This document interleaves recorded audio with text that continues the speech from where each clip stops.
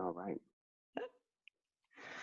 Welcome back, everybody. This is Night Flight. I'm Judith Kwoba, and I'm very tempted to say my next guest needs no introduction, but that is a whole different show. And I will introduce him. Sevan Bomar is here.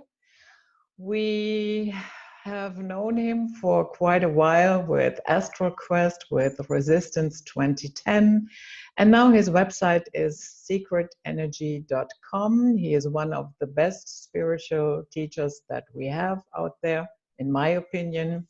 So, Sevan, welcome to Night Flight. Oh my, Judith, it's great to actually be here and to be broadcasting on this station. Thank you so much for, definitely requesting the interview, that we come together and that we build something amazing together and we share with your audience and those that will be listening to this presentation, this projection. So thank you so much for doing what you do. So, Sevan, I had a question that was nagging me for quite a while. And that was I will link to that video in the description box. And that was concerning dragging people through dimensions, if that is connected to fake resurrection. The entire thing that you were talking about were also about the Knights Templars, Chaldean sorcery, and so forth. So jump right in. Oh, wow. Well, mind you, that was almost a 3-hour recording. So I guess the audience will have the opportunity to watch that first. Because I guess there has to be some level of a disclaimer. Let's just remember as children, when we go through stages of learning. So we have something that we teach children that are, let's say, between the ages of 1 and 5, and then we switch the curriculum, and then we have these groups or ranges that we teach in. And so I have to bring forth first for everyone that's listening to understand that we're going to be talking about some things that will jump around these ranges. Some stuff you may comprehend straight away, and then other things you may have some level of resistance to or wonder if something like that could even be true. And that's predominantly because if we were just speaking to one group or one audience that was at a specific spiritual aptitude, it would be much easier to dial into what they need to know. And so at this stage, we're going to say that this is an adept conversation, that many people that are here now already have a proficient amount of research that they've conducted on their own about spiritual existence. And now they want to know about the things the missing pieces, the things that no one's going to talk about or are written nowhere. And that happens to be my specialty, because that's really what I gravitate to the most, is what is not written or what I cannot find, and how I can use my consciousness to find those things. And I guess the old term is Gnosticism, which is the ability to know without being told. But this stems into us just being able to dial into the frequencies that are here. As you can hear some frequencies going on in the background now, and to actually create or determine what kind of language is being spoken, and then create a way in which you can interpret that language. So that way that the signs and the symbols and the frequencies and the lights that we're being exposed to in different levels every single day start explaining to us not only the story of what has always been going on, but the story of what is taking place right now. And I also will say that many are always concerned about whether this projection that we're living in is real, and whether it'll just go away, and what's happening with this. And the best thing to understand is that because of the composition or the parts that we're made out of, we're directly dialed into this frequency and this experience that we're having. This experience even continues when you sleep. Like when you sleep, actually, you do a lot of thinking, actually maybe more thinking when you sleep than you're awake. But this broadcasting of this frequency, of this awareness of where you are, you're not the only one doing it. Insects are doing it. Big giant snakes underground are doing it. Whales in the ocean are doing it. So this means 24/7 that this projection that we're looking at is always inside of multiple minds that are creating this reality around us. And also because every single day we get into a communion and a relationship.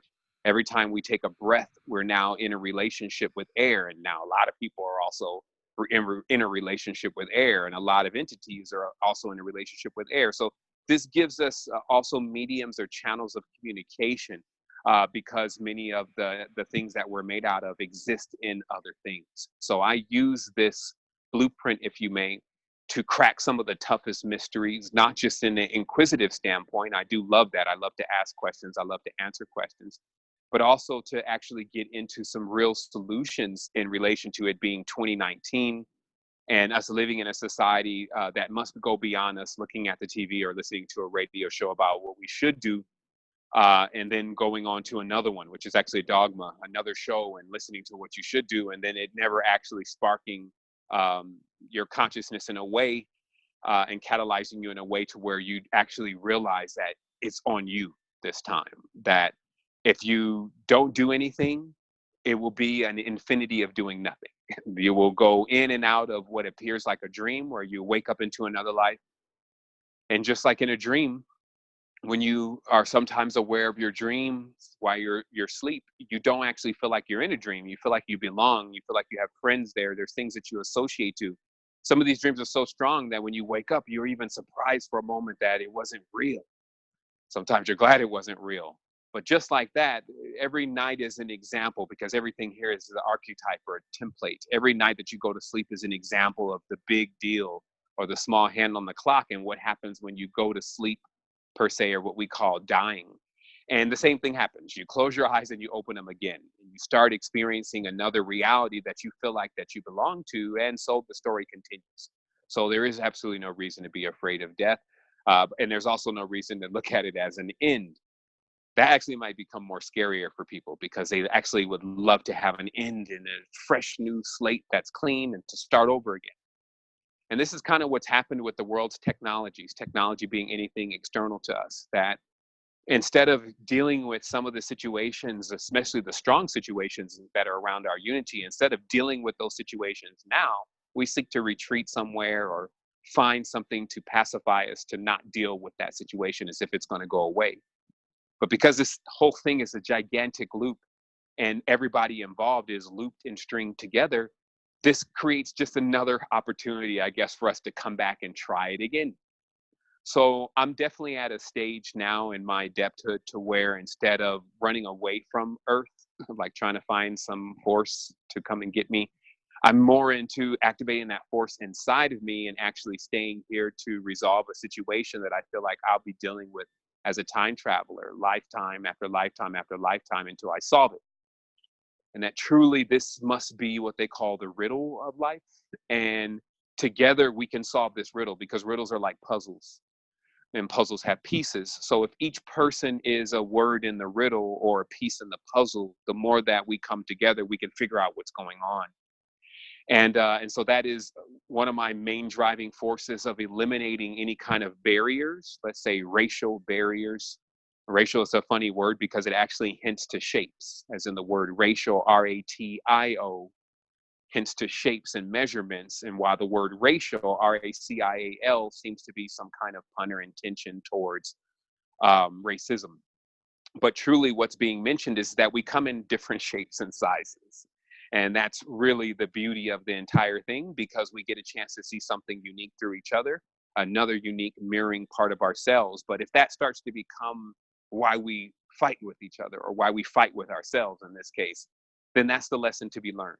So here we are now, all in this bubble, if you may, working to realize who we are through each other. The ultimate maxim here is all is self, meaning everything is actually you. And time is how long it takes you to figure that out. Because once you figure that out, all this merges into a space that is likened unto what many people talk about when they have this near death experience. And then they go beyond all of this and they feel this celebration and this welcoming and welcome home. And you feel like family is there and you feel comfortable there. Many people have had that experience. Most people have that experience. I can't say everyone, but most people have that type of experience. And that comes from truly, yes, on the other side of this film, we'll just call it like a film, like a layer separating you from the truth. On the other side of this film is everything that always is and ever will be. And on this side of the film, the same thing is going on, except it's in small parts. So there's absolutely no pieces that were in a space before, but that are not here now. they're just in another shape and another form. So this should encourage us because we're not waiting for a specific time. We're not waiting for a specific being.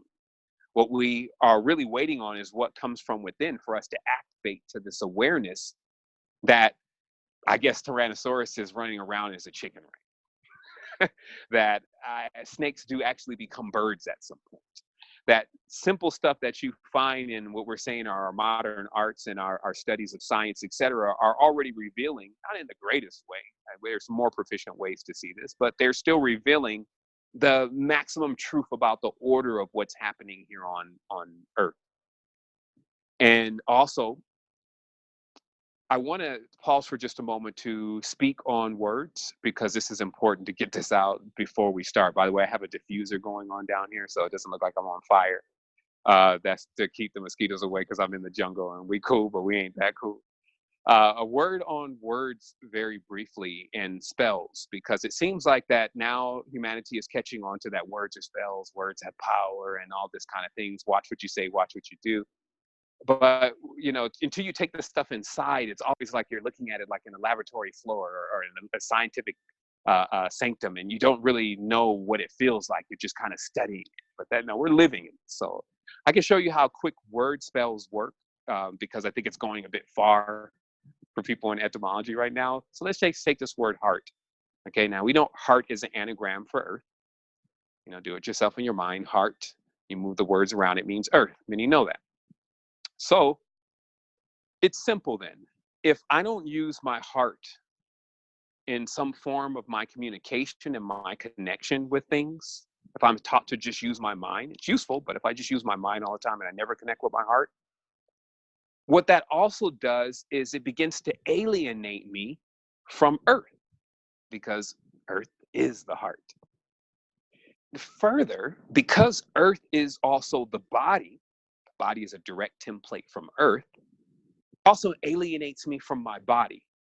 So just being in a society that promotes more that I use my mind, especially when communicating, versus my heart when I'm communicating, would automatically equal multiple levels of rejection. It would be like I'm falling down a ladder. First, I'm rejecting earth. I'm throwing trash all over the place, and I don't really care what's going on. I don't even like to be in nature, don't like to hear nature, and think it's boring. And then on top of that, I would look at myself and I would put all types of trash in my body, eat all this trash. I wouldn't even like myself when I looked in the mirror and look outside for solutions. I would look to other people and I would like imagine that I was them.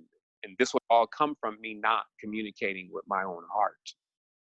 And then also, when we're communicating, we're connecting, this is energy. Okay, that's what this is all about. Everything is energy. At least they figure that out. So because of that, that means that when we're actually communicating, when we're connecting, we're also charging each other. We're literally boosting each other on these communications and connections. Many people can testify to how they felt after, having a nice build or a nice connection with someone that they just met. So this happens because there's a form of connection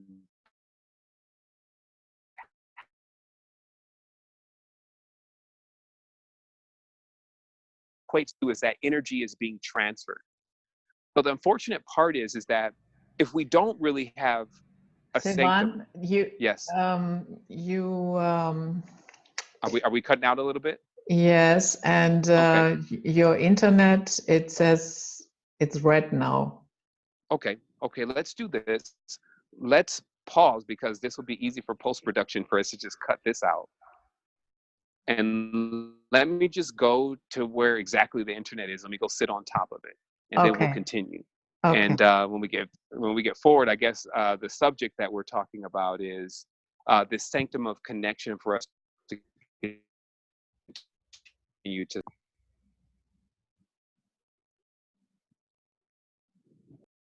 charge one another.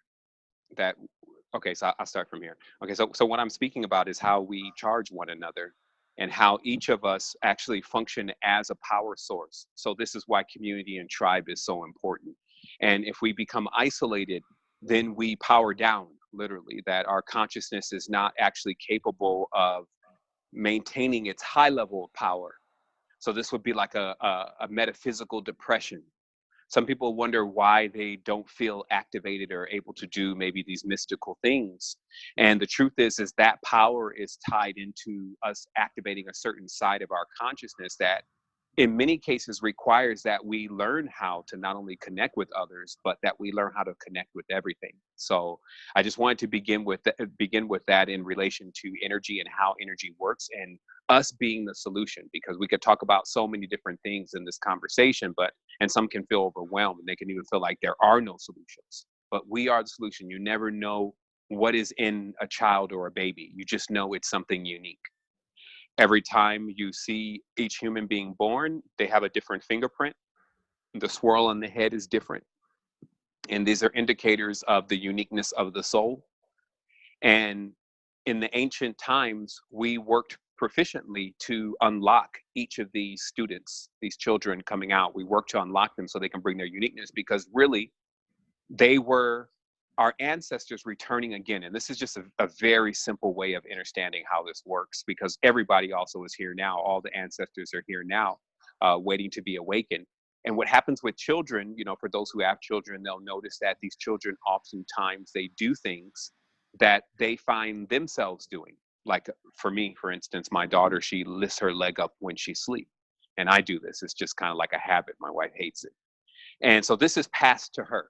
So something as minute as me just keeping my leg up while I'm asleep is passed to someone that is my sibling. But how? Through what? And we know that that's the DNA. But we need to get a very strong grip on also hereditary issues, right? So you can have hereditary issues pass from grandmother or grandfather to you, right? And so we need to see actually there's more even going across in hereditary issues and little personality traits and things that are being passed. Everything is being passed. And it's just about at this point whether we want to accept or whether we've been trained how to accept everything, all of our power, rather than maybe a very badly condensed last 300 to 400 years where it seems like you were more or less the villain in the story. And what I'm talking about is that it seems like everybody's culture has this thing where they are like looked down upon. Oh, and you did this. And we love to like blame it on other cultures, but if we start looking at every culture, it's like, well, wait a minute, everybody's culture seems to have something within the last 300 or 400 years where this becomes a part of like our sorrow or our feeling less than worthy, and this is perpetuated throughout the environment. And every time someone gets mad, they say, oh, you were the ones that did this, and they generalize this as if you are now a part of this nation that they actually don't even want to educate you about as far as what they really stand and exist with. So this is what I'm saying. We have to, well, we don't have to do anything. We can wake up. We can access our powers, which are contained within each other. We can start connecting with each other. That's what our tribe is doing now and what we do so proficiently as much as we can. And we can start bringing in these quantum solutions because we're also very advanced beings. Like some people see nature as like a step back towards like a primitive time. It's just comical. Like nature's technology is so far beyond anybody living in nature knows the advancedness of the kind of technology that we're dealing with. And it is not trained to just reject nature as if it's something primitive. So we would tap back into these quantum technologies, which would actually be more designed to power us, to give us communication and connection, which is meaning and purpose, to give us more story, to also give us real solutions. You know, we definitely can see that we need health solutions. Nature always has that. Nature is literally every single part of our body taken apart into small pieces. And so anytime that we are experiencing a problem with an acute part of our body, there's literally a part of nature that we can ingest that fixes that part. And so it's tapping into that more